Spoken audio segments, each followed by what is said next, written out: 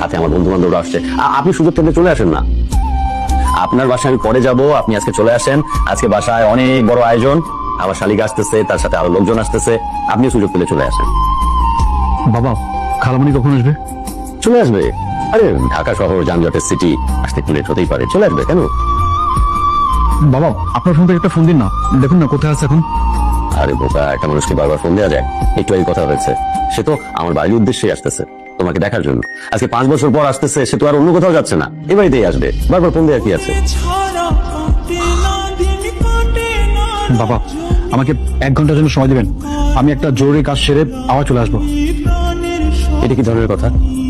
তোমার খালা শাশুড়ি আজকে 5 বছর পর এ বাড়িতে আসতেছে শুধুমাত্র তোমাকে দেখার জন্য, আর তুমি বাইরে যেতে চাচ্ছ? এটা কি ধরনের কথা?